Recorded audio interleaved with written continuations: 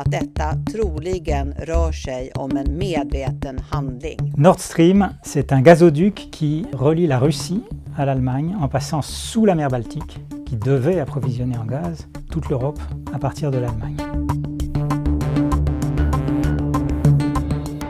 C'est au début des années 70, alors que c'était encore l'Union soviétique, que l'Allemagne a décidé de s'approvisionner auprès de Moscou en faisant venir du gaz et du pétrole des gisements sibériens, ce qui après a commencé à poser un certain nombre de problèmes quand, à partir des années 90, la Russie a voulu contourner l'Ukraine et la Pologne en estimant que ces pays étaient catalogués anti-russes. Donc est né le projet de poser des gazoducs directement au fond de la mer Baltique pour faire venir du golfe de Saint-Pétersbourg le gaz directement jusqu'à la région du Mecklembourg, dans le nord de l'Allemagne. On a d'abord posé un gazoduc qui a commencé à être construit en 2005 et qui est entré en service en 2007, qui est ce qu'on appelle le gazoduc Nord Stream 1.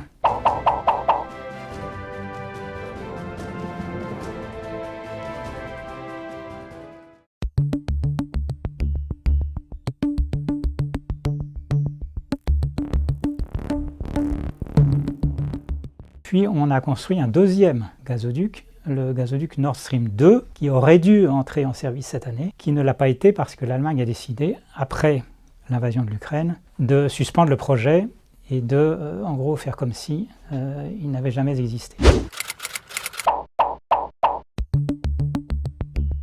Et donc, des explosifs, probablement posés par une puissance hostile, a percé les deux gazoducs Nord Stream 1 et Nord Stream 2 en 4 endroits différents. Alors, qui est à l'origine de ce qu'il faut bien appeler un acte de sabotage ou un attentat? Les services de renseignement, évidemment, pensent surtout à la Russie. Давайте нам турбины, мы завтра включим Северный поток-1. Не дают же ничего.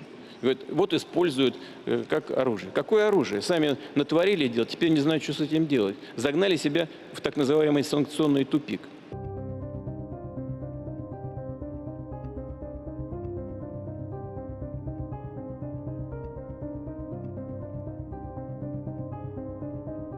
Le gaz méthane est un gaz qui est un des plus puissants gaz à effet de serre. Le dommage pour l'environnement est considérable. On parle de à peu près l'équivalent des émissions d'1 million de voitures pendant un an.